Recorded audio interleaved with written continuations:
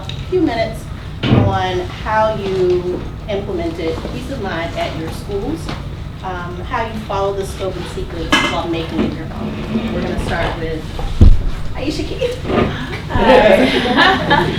So the implementation of peace of mind, initially it was a little difficult in regards to figuring out when we're going to push in, how we're going to push in, want to make sure every child gets it and all of that. So initially the first half of the school year, I got with the health and wellness team and we went through the different lessons and we all picked lessons that we wanted to do the PowerPoint and we'll take the lead. So let's say I do 5, you do 5, you get it, right? So then we went through and created PowerPoints based on the lesson because we also had the task of making the lesson more concise because we only got 25 minutes. So we did that and then we would all come together as a team and we would go by grade level and push in at the times that we were given permission to push in, and we would have a day for, like, let's say 6th grade was Monday. During their advisory period, the entire health and wellness team would push into the various classes and we'd be assigned to teachers based on who would work best with who and all of that. And the teachers actually joined in, some of them. There were parts of the year, where it was, oh, thank God you're here, I gotta go, can I go make a copy, which was fine. But the way that worked, it really worked for us in the sense of having another adult in the room that already had experience of trying to manage them while also implementing this mindfulness and all of these things that they can tap into when they're in the classroom. And then of course, our peace partners, right? Which, I don't know what y'all do. It's a lot of, ew, that kind of stuff. But it really worked, especially in the beginning, the worksheet where it's like, what's your favorite this and that? Because initially it's like, I don't know them, right? And then once they got to talking and realized that we had similar interests and me sharing my little notes and all of that, and just it created a certain community, right? To where when we couldn't meet or like something were to trumpet for 8th grade, for instance, they'll think, well, where were you? What happened to you? Like, what happened to SEL? So that really feels good because SEL has been a really strong push at Sousa since we came back from the pandemic. The plans weren't always so great, right? And so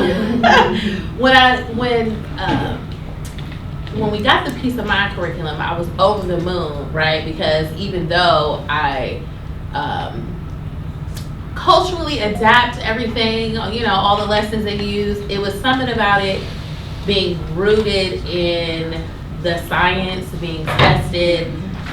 It was giving them a quality curriculum, teaching them actual, because I don't know, well, y'all probably opened up curriculums where you're like, what is this? What is this about this? Ooh, we can't say that. That's a no-go. We can't use that phrase, right? You're trying to take things out.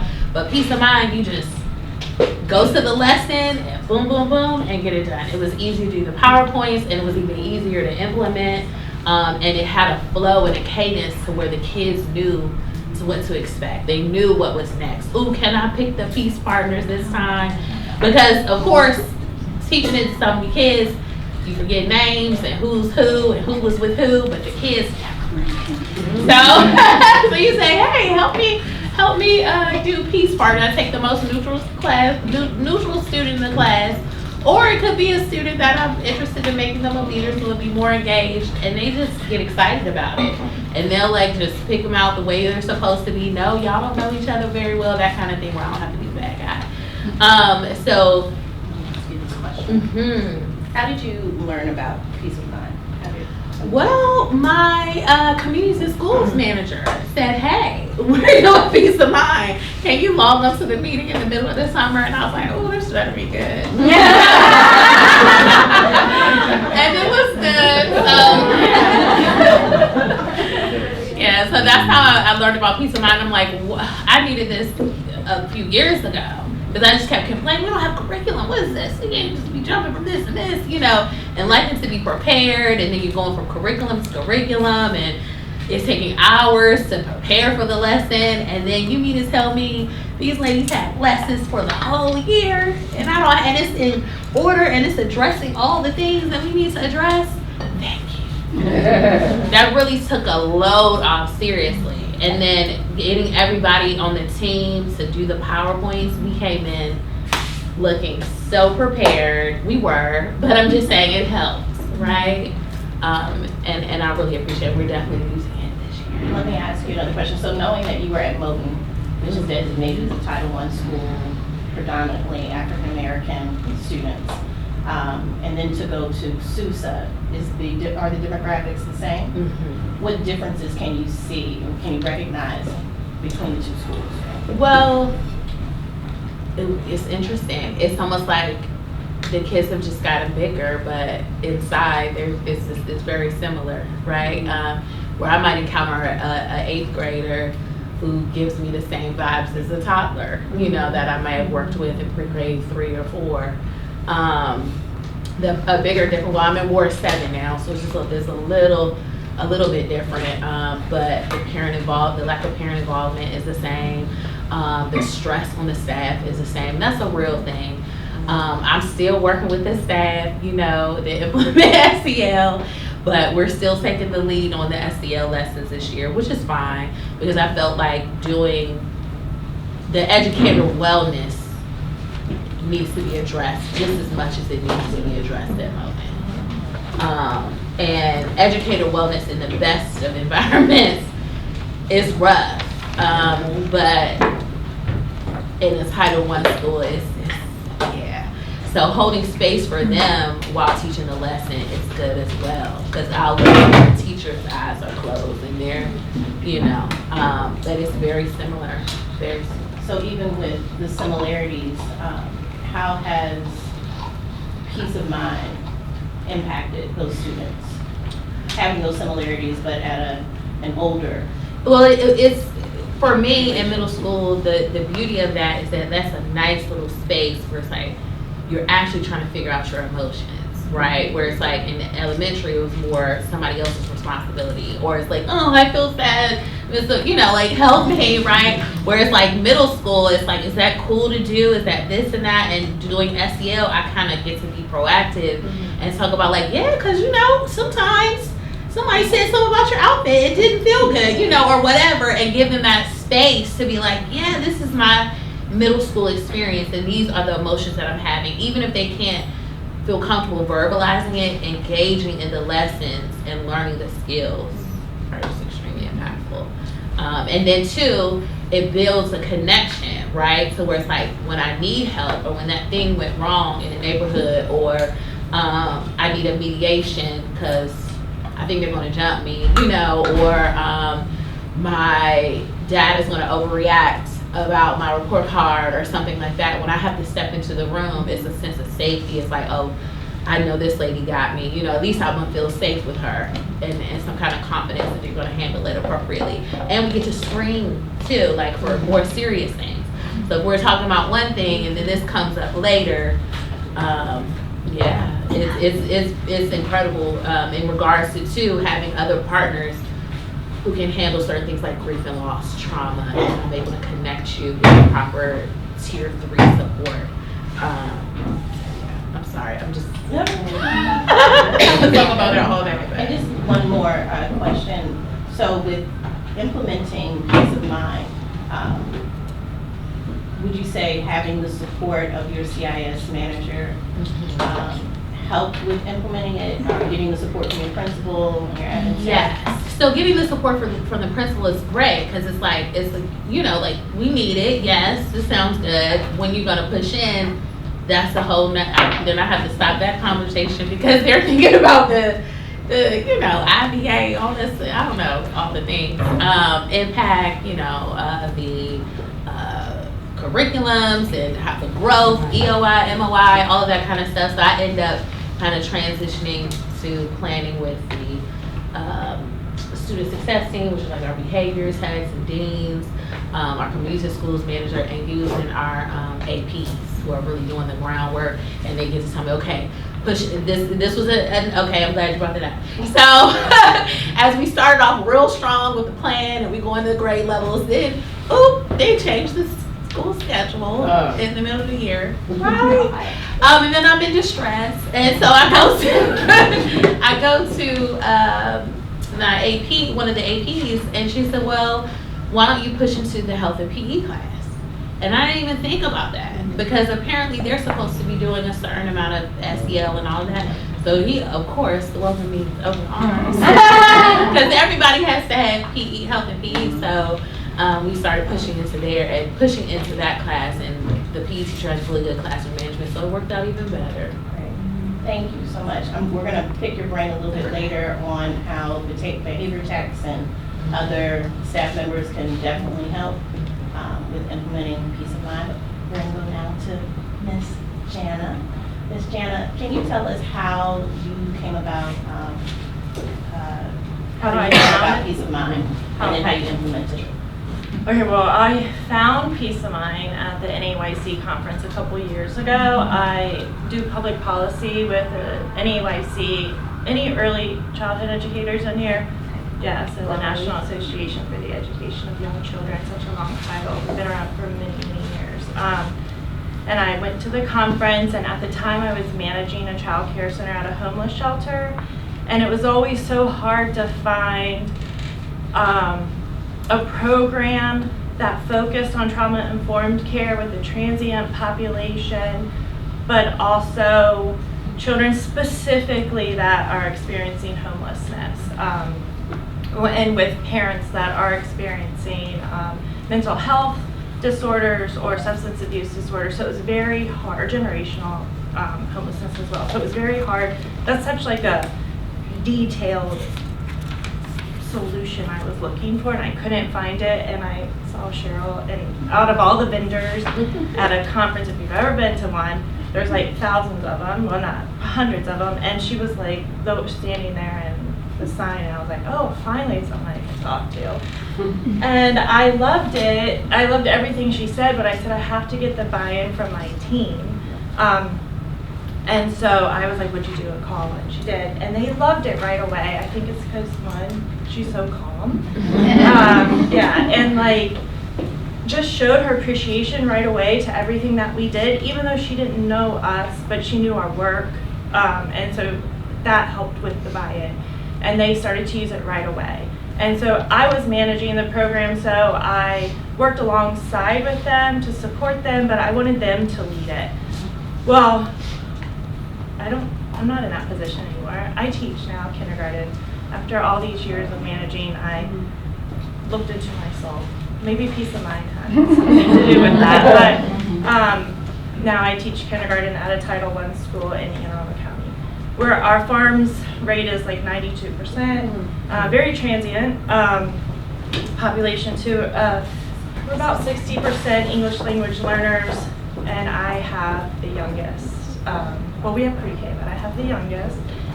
And I knew when I was making this transition, I was going to continue to do Title I because I wanted all of that trauma-informed to go with me. I didn't learn it for nothing. And so I took the Peace of Mind book with me because we got two. And I had to learn public school. I had to learn everything last year. Last year was my first year teaching kindergarten. But I didn't really care what anyone said. I figured, ask for forgiveness. But no one ever bothered me, and I just used the program from day one. And I am happy to say it's the best class ever. I know next year probably, well, I think it will still be the same, but it might be a little bit different because they saw everything that I was doing that I know they're like, oh, we're going to put these kiddos in your class. I'm like, fun. It'll be for fun, but that's okay because we'll get through it. That's where I found the program and how I implement the program in my classroom. So last year is going to look a lot different than what I'm looking forward to next year. But last year we had our community circle meeting. It was like 20 minutes in the morning, which is crazy, right? 20 minutes. And they have some stale programs that, seconds. I don't even know what I'm familiar with them. I use them, for years, but they don't do anything. They like the brain breaks in the beginning. because they're watching a screen. I don't believe in that. But anyways, so I just kind of touched on certain pieces of that, so I was following their curriculum, but I just used it. And no one bothered me. In fact, they asked me to like teach PDs in the building. I wasn't comfortable with that yet because I think to get your team, they have to shift their mindset. And also, I'm kind of in like this change of my career where I was in charge and now I'm not. And so I wanted to learn public school. I didn't want to be bothered. I know that sounds so bad because peace of mind, everyone needs to use this program. But people saw it and they recognized the behaviors in the classroom were completely different. There's 5 kindergarten classrooms and mine was like the zen and the calm, and everyone always said like, oh, you were giving great kids, and I was like, no, it's the programs that I implement and the expectations and everything that we do in the classroom. And it wasn't just sit down and do it, but 20 minutes is not enough time to do peace of mind with kindergarten because they need to get up, they need to move. There's so much going on. So I just would break one lesson into like 3 or 4 days until I could, and we would redo those lessons sometimes. So did I get through the whole curriculum this year? Probably not, but I took what was important. And so instead of say crisscross applesauce, it's find your mindful bodies. And that took like 2 months just to get them to do it. And just to understand, like your hands are quiet, your feet are quiet. I use some other little programs. I always say your body is facing the presenter, just so that they can focus. We do the focus lessons. And I use those as our brain breaks, not, I don't even know the names of the screen people, so I can't even tell you what they are. Zapado or whatever you got. Stacy. Go Noodle. Yeah, like, yeah, I don't, so my daughter's 24, so I don't, so there's like a big disconnect there. And in early childhood, childcare programs, you don't use technology, so it was like so different. So, I don't know, I just use all those little pieces all throughout the day. And so it's next year they're taking away our community circle in the morning. We're getting 45 minutes of cell a week for 1 day, which, whatever. But it doesn't matter because I'm still going to implement it the same way. We're still going to come in every day. We're going to do our feelings checks. We're going to breathe. We're going to do all the things that we did before. And it's going to be fine. Thank you. How much grace do you have to afford yourself when you're implementing a new curriculum like Peace of Mind? How much grace do I need to give How myself? much you're applying every day and you're trying to, you want to complete it, you want to finish it. Yeah, well, sometimes I would always have to read my students. So if they were, not catching on to whatever that was, then I knew it was time to kind of move on. And I just knew that I'm going to continue it and not to know, like, it wasn't my implementation. It's just where they were in that moment. I don't know, it's weird. I feel here where I'm in a room full of like-minded individuals, so I don't really need to say these things, but I will say it. Some educators just have this weird, sick sense of control. They need to control everything in their classroom, and the child moves the wrong way or whatever, it's like you're interrupting. But no, like I have a lot of things going on in my body. You can tell I can't sit still. And so I don't expect like my children to sit still. So I read that, like while they're not sitting still, that it's okay that they're still getting some of these programs in. I don't know, am I answering your question right? Yeah. I think when you're implementing something, it's always like I have to finish it, I need to get this done, they're going to be checking, that kind of thing. Yeah. But affording yourself that grace, like what I give to my students, to my babies, is what they need in the moment. Mm-hmm. And then whatever I can do tomorrow will get done. Yeah. I'm always like that. I think our new superintendent is really big on like getting Anne Arundel County back, well, I don't know if it was ever down, but higher, and they're really big on the academics that they're forgetting about, that we need the social emotional before they can even get there, especially in a Title I school. So to me, my shift is a little bit different. Like, okay, if they don't get this, I mean, they're in kindergarten, like they're gonna get it. They're not gonna not know to count forever. So, I mean, just like I give myself grace if they didn't catch on to something else, I do it with the social emotional, because they will get it. That comes, I don't know if it comes natural. I don't know what the research is, but I feel like it comes natural. Thank you so much. Thank you. And we have a dynamic duo of Natalie and Jillian, who are a counselor and social worker at the same school. So we'd love to hear how you came across Peace of Mind and how you all implement it as a fabulous team. We'll tag team. Yes, Now we he's gonna will. start us off. Yes. Cheryl actually came to me. Ross had kind of dabbled in Peace of Mind in the past. I believe perhaps they were one of the pilot schools. And there had been a lot of turnover in the social work department by the time I got there. And so Cheryl had just reached out, introduced herself. She's like, oh, come and I'll bring the material. Like, we have coaching available once a month in the evenings. And so I was getting to know the Peace of Mind staff and the curriculum through attending those, and I was just really impressed by how much research they had done, how it was evidence-backed, science rooted, and I particularly loved Linda sharing how when she was looking at SEL curriculums in the past, step one would be calm down. And like, how do you calm down? And I was like, that's so good. Like, my social worker in me was like, yes, like you can't just tell the children or adults, calm down. A lot of us haven't learned how to do that in a positive way. And so kind of fast forward, I'm like getting my feet wet. It was new to DCPS, new to Ross. End of the year comes and we're thinking like, what do we need as a school for this next year? And at the time, it was myself and the school psychologist, Ashley, and the principal were sitting down. Jill wasn't with us quite yet. And we were like, oh my gosh, the teachers are calling upon us all the time. I mean, the amount of check-ins we were doing, it was just unbelievable. And then, recess lunch is from 11 to 1. And then the rest of the afternoon is like putting out fires from recess lunch. And then we can't get them all. And we're a small school. We're 175 students. There's 2 of us and the principal. We still can't get them all. So then the next morning we're, figuring out who did we miss, blah, blah, blah, blah. And, teachers are texting us, calling us. And so we're just kind of running around. And we really felt like we needed something to equip students to handle conflict in a peaceful manner on their own.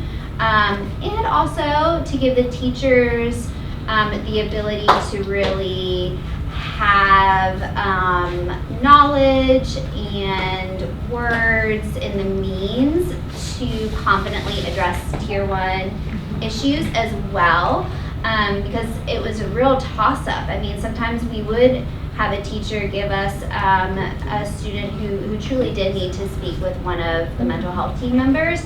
Other times, the student, the teacher would say they looked a little sad, and the student would come in and start talking about something else, and I'd say, how are you feeling? Great. Have you, how do you feel throughout the day? I've been I had a slight moment of tiredness after lunch. I was like, okay, you were tired for a minute, and then, I'm grateful that the teacher is there and present to see the differences and to know the student that something might be going on. But the teacher can also go and ask the student, hey, how you feeling?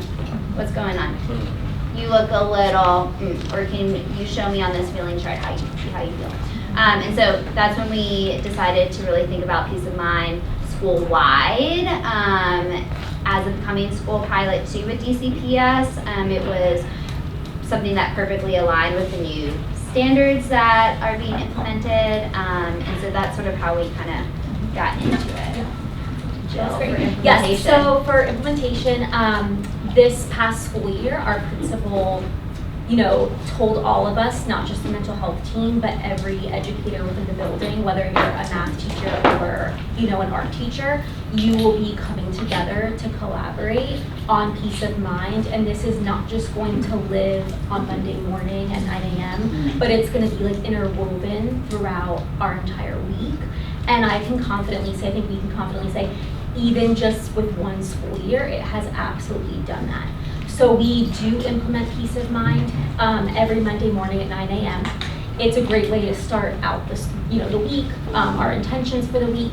It's a really good reflection and recap from the previous week and the weekend. Every teacher, the classroom teacher, is facilitating that lesson with the help of school counselor, social worker, or a specials teacher. So there's always multiple teachers teaching that lesson. So it shows the students, it's not just my homeroom teacher, but it's also the school counselor, it's also the art teacher, it's also the principal coming in and out of everywhere, doing these practices with us. We could talk, I know we don't have a lot of time, we could talk about this all day, but one of the key things that I want to share with implementation is the kindness pals. So not just students having kindness pals, but also the teachers and the staff having kindness pals. They're completely bought into the process because they want to know, Ms. Sharkey, who's your kindness pal? Like, what did you do for them?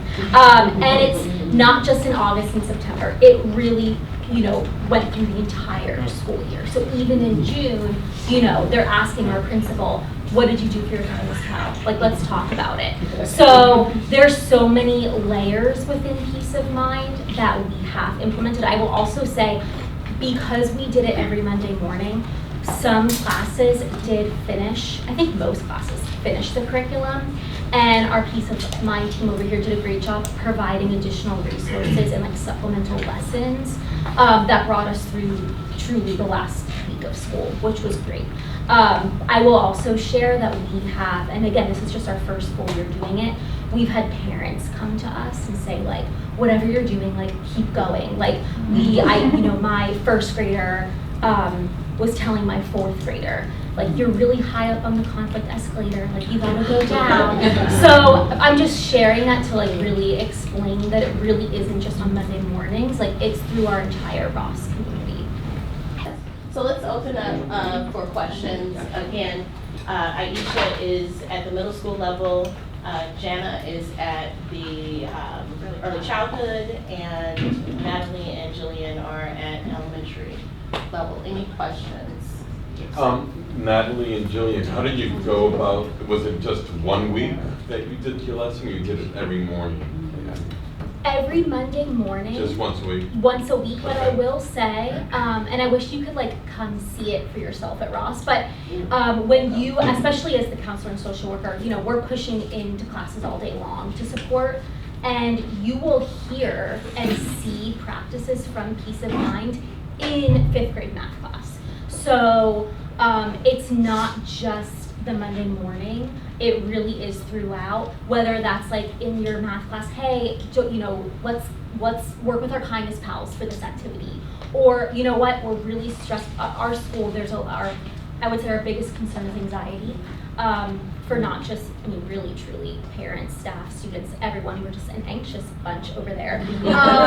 And we, in math class, we will say, okay, let's take a mindful moment. Let's bring it back. And after a few months, even in December, January, and on to the end of the year, we had a lot of student leadership come through too, where the 3rd, 4th, 5th graders saying, hey, can I lead the mindful moment in that math class moment? Did that answer your question? Yes, thank you. How did you get the buy-in for all of your teachers? We could do all that, and then you have some that will not do it. I think, and you can answer this too, but I think that the teachers the year before I was there, when Natalie was there, they were needing help. They wanted something tangible to be what can I do? Mm-hmm. Because so often kids were needing your support. You can alternate with the social worker who's in your room or whoever. That really helped, because there were sometimes with the teacher I was with, he was always as present as he could be, but he'd be oh my gosh, I need to go make a copy or what have you, or I just need a minute. And so knowing that we alternated, some people took a month or did a month, it was a less load. And I think it was just kind of told of this is a block of time, Monday morning, 9 o'clock after our morning meeting, the entire school is doing it. and it's not something you have to plan extensively for. If at all, if you don't need, you know, if in that moment, that day, you can truly flip it open and just go.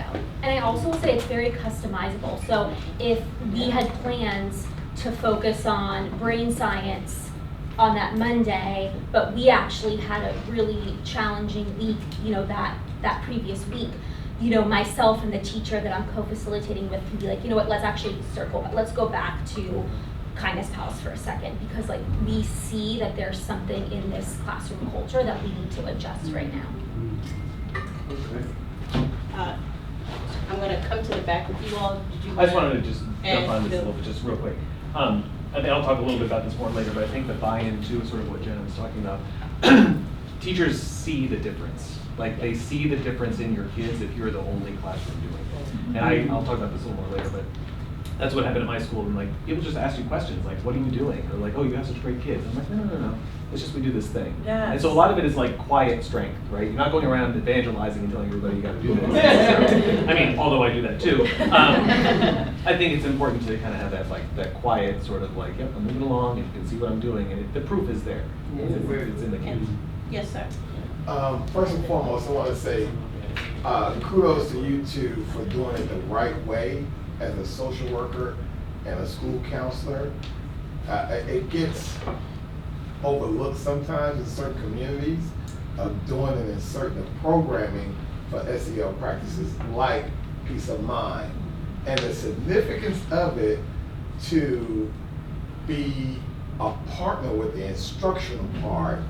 I think that's a missing gap that happens a lot of times with helping school grows and meeting benchmarks that they want to see. I think a lot of times some cultures miss that opportunity and points. How are you as a unit helping to unpack that mindset of just meeting beginning of the year benchmarks, middle of the year, and everybody's so driven to be instructional and data-driven deadlines instead of seeing the SEL practices is going to help increase those goals. Big time. How are you, in what, inserting this programming, have you seen any data grows? Because I've used a different SEL. Ayisha. But I like what you guys are doing. I use Quaver Learning. It worked. But the uniqueness of this programming is the brain science touch points and the kindness ambassadors, which makes it really good, and your guided instruction of different topics of peace of mind that's aligned. How are you, have you had those challenges? Well, I will say I've also used Quaver Ed here and there. And again, peace of mind just goes above and beyond because of that brain science. And I think having our students learn, why am I feeling this way? Like why, you know, what is happening when this is going on, does separate peace of mind from other cell, you know, supports. I will also say, to kind of answer your question along with like our roles, I think it really helps that the language is being normed across the entire Ross community. But then within our roles, and I'll, of course, Natalie will speak to this, but she's able in her social work, like therapy sessions, to like, you know, interweave it there. And then for me as a school counselor, I'm able to do my additional lessons that I do school-wide, tier 1 for all students. And again, I'm using the peace of mind language. I'm using some of like the rituals, like the mindful moment and things like that. So we're able to not just use it with the teachers in a tier 1, but also like in our additional, like very specialized practices. Can I get Ayisha? I was gonna say, speaks to what he said as far as the data. I know I'm in one of those communities he's probably talking about, but sense of belonging is something that has been paid attention to around the city. And I'm with the 6th grade academy, right? And so they have like this real dramatic thing that the kids really love. We have a wrestling belt, right? That like whenever your school wins, so we won for attendance and we won for sense of belonging. And the reason we won for sense of belonging, part of that was heavily based in our SEL and peace partners, right? Like some of our kids who tend to isolate or maybe not be open to communicating with others in that setting, they're kind of forced to, you know, get to know other people and vice versa, and then that kind of developed a stronger sense of belonging and meeting some people that are into what you're into, and then we developed programming outside of that. It's just so much that we were able to get from those sessions, so much data we were able to collect to further do our jobs more efficiently.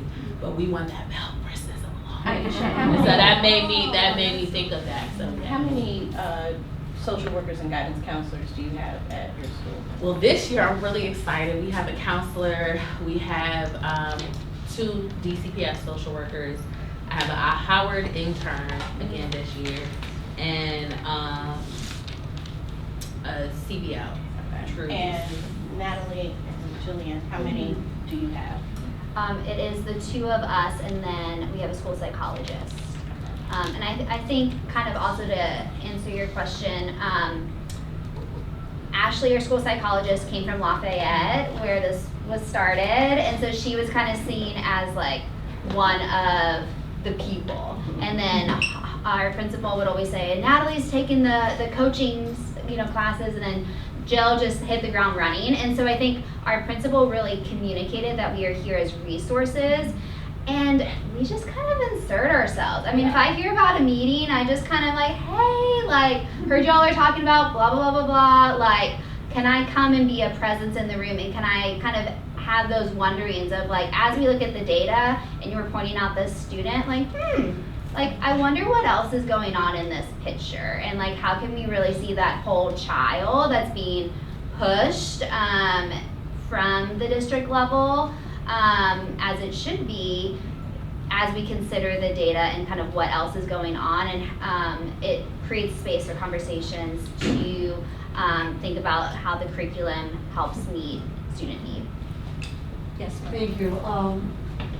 I would like to say that I'm very excited about this curriculum because, like you said, the neuroscience is like going to a cardiologist and having problems with your heart, and he says, I can help you, but I haven't seen a heart ever.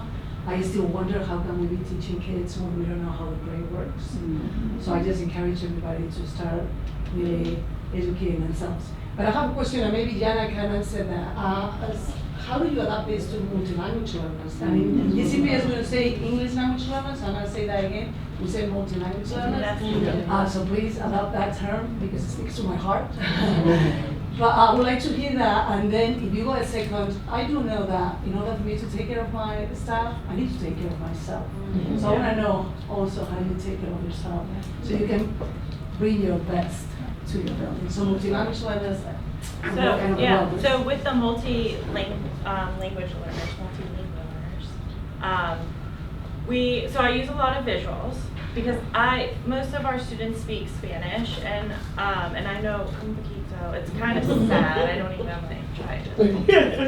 I just can't do it. Well, I can, but anyways, a lot of visuals at the beginning of the year. So it's really. We have some, like the mindful moments, like when you teach them that. Yeah. I have one in Spanish. So but my kindergartners can't read that or that. So, I use a lot of visuals with them, but feelings are feelings across the board. Like, we all have them, we just need to identify them. So when we're feeling sad, there's also, in January, they really talked about sign language and bringing the sign language into your program, which has really helped with our students that just do not want to, verbally talk. And so it's the same thing with some of our ELL learners, that they don't have the words, and so they're just uncomfortable. And so I taught them sign language right away, which did help, yeah. So I just wanted to add on to that. So I'm here at Cleveland, and we're a dual language school, and this lovely woman was a teacher here, so she knows more about Cleveland than I do. But as someone whose first language is English, Southern English.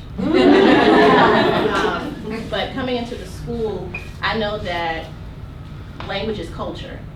And peace of mind is about the culture, right, of your school. You're trying to change that for the better.